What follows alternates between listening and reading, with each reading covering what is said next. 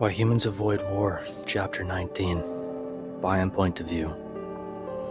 The Terran military had scrambled several hundred fighters into upper orbit, which fanned out in a defensive alignment. Our communications began to malfunction while we were ascending through the atmosphere, which explained the silence of the initial squadron. There would be no patching into the ground headquarters. It was only us and them. I finally knew what it was like to be on the other side of our invasions. It only took one look at the enemy forces to recognize our craft, the same ones I had piloted for years. They seemed to be swarming the planet from all sides, like insects descending on a fresh carcass. Something had clearly changed since our last encounter. The Terran fleet were spewing missiles with relentless fury, but our opponents swatted them away with ease. The once omnipotent nanite weapons were disabled with pulses, while antimatter and plasma weapons bounced harmlessly off their shields. We were caged in, outnumbered, and our only option was to claw our way out. The odds did not seem in our favor. If that wasn't enough reason for concern, a massive destroyer lurked at the back of the enemy formation. I knew it was brimming with weapons designed to render a planet uninhabitable through radiation and atmospheric poisoning. The only positive I could find in the situation was the AI didn't seem to have replicated the worst human weaponry, but it didn't need to. It could neutralize the onslaught of projectiles and simply weather the storm. The humans would run out of explosives eventually. What's the plan? I flicked through the holographic firing display, trying to stop my hands from shaking. We do have a plan, right? Carl glanced over his shoulder. We improvise, just like last time, remember? Last time we almost died, I snapped. Almost is the key word. The human offered a reassuring smile, but something told me he was convincing himself as much as me. Look, the shields clearly got an upgrade, but the thing about shields is they aren't great at stopping smaller projectiles. I said we try mini explosives. I stared at him in disbelief. Your missiles aren't working, so you just want to shoot it with smaller missiles? We can shoot it with bullets too. You know, kinetics. You really think any of that will work? Honestly, I don't know, but it's worth a shot. Carl ran a hand through his frosty hair. If they want to take this planet, they'll have to get through us. Their next target could be Earth. On the bright side, it couldn't work any less than what the humans had already tried. Carl wasn't wrong that smaller weaponry could penetrate shields, but it would require multiple hits. As soon as we moved in, though, I had no doubt we would sustain heavy fire. The enemy was likely banking on aggressive action. We'd have to chip away at their armor, striking at the ship's most vulnerable compartments. I knew exactly where to aim for, but whether I could hit those targets in a split second, in the heat of battle, was another question.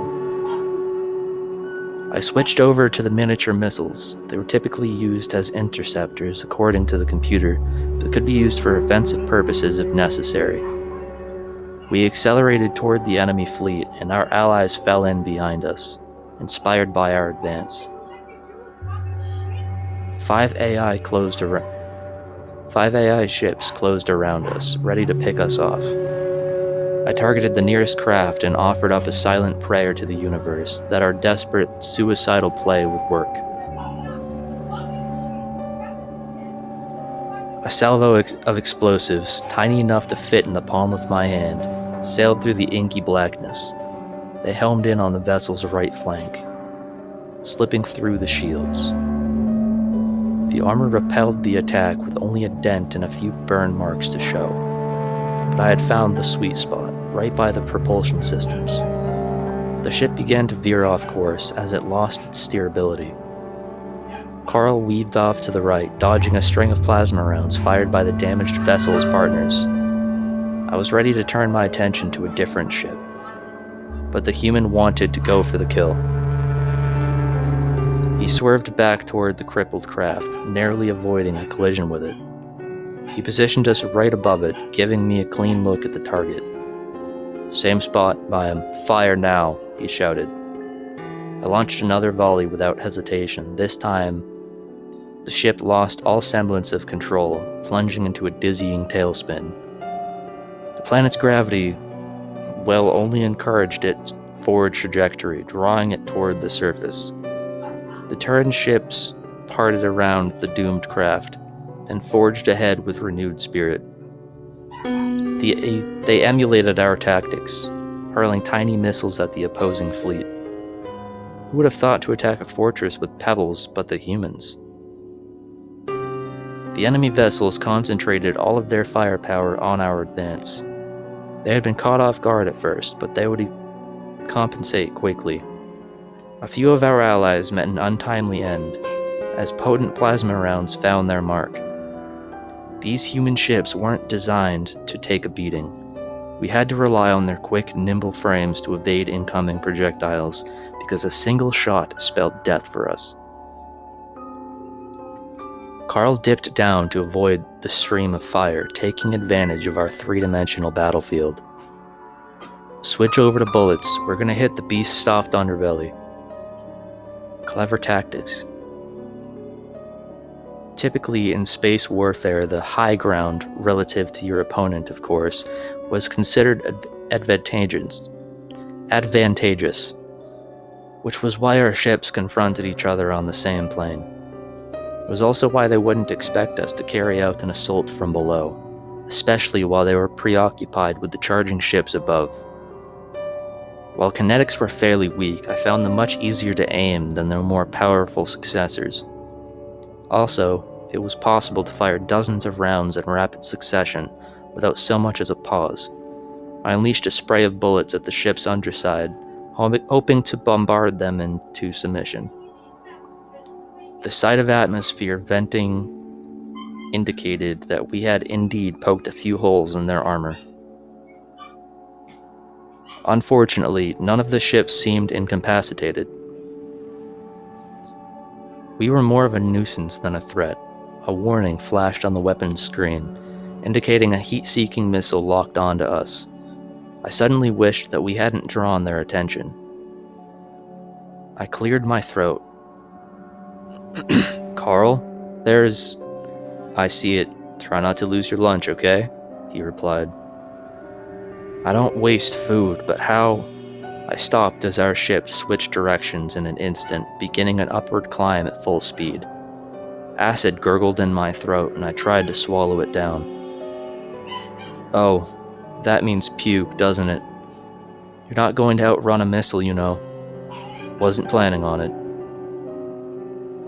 The missile was mere seconds from catching us as Carl righted the fighter, once again on the same heading as the enemy. The human steered us straight towards a rival ship, showing no signs of slowing down.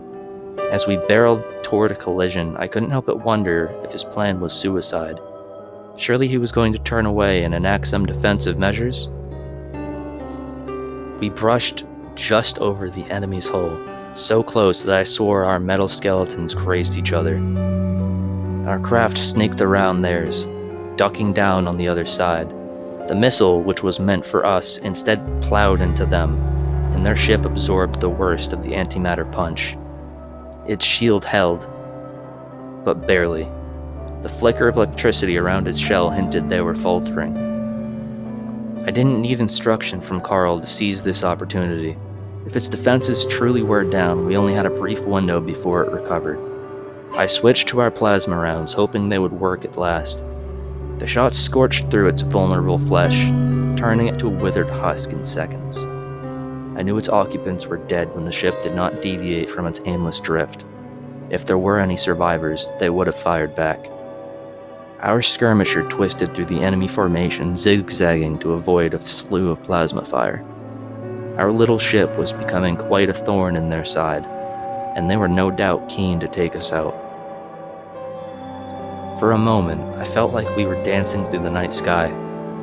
There was an effortless grace in Carl's evasive maneuvers, and the thought crossed my mind that nothing could touch us. I must have jinxed it, because that was when a round clipped our left wing. The fighter's frame rattled beneath me, and I wondered if the craft would break apart. By some miracle, we hobbled on to the rear flank, still in one piece. Our ship's condition was worrisome. She was slowed, tilting to one side and running dangerously low on ammo. I wasn't sure how much fight she had left in her, but we had to press on. If this was our last stand, so be it. I took a glance around at the battlefield, trying to think of our next move. A sea of shrapnel and wounded ships had spawned amongst the living, perhaps best described as a graveyard. The enemy appeared to have suffered more losses than the turrets, but it didn't matter. As one of their ships fell, another popped up in its place. The humans fought with blinding intensity, but our forces were dwindling too quickly. We couldn't hold the line much longer. The planet-killing destroyer was creeping ever closer as well. If it was allowed within firing range, it would have decimated the life forms below, and that would be the end of the refugee program. Our last-ditch efforts needed to be focused on stopping it. Some of the humans seemed to have come to the same conclusion. A few dozen Terran ships were encircling the beast, hitting it with every type of ammunition, from every angle. Nothing seemed to harm it, or even slow it down. I wished I could suggest a weakness to target, but to my knowledge it didn't have any. "Carl, you see the destroyer?" I asked. He frowned, squinting through the viewport. "That big, ugly trapezoid?" "Yes, if we're going to lose, we need to take that ship out at all costs." "I understand." The human fell quiet. I expected him to argue that we weren't going to lose, but he only sighed. "Byam, it's been an honor." "Likewise." The ship's engines accelerated for perhaps the final time, and we sailed towards certain death. That would be the end of Chapter 19 of Why Humans Avoid War. I'm sorry for any background noise and yelling and nonsense you've had to listen to if my mic did pick up on it. If you're going to bed soon, I hope you have sweet dreams, and if you have a full day ahead of you, I hope it goes well. If you wouldn't mind, consider subscribing, leave me a comment down below telling me why you did or didn't like this, and leave a like. I'll see you in the next one. Ciao.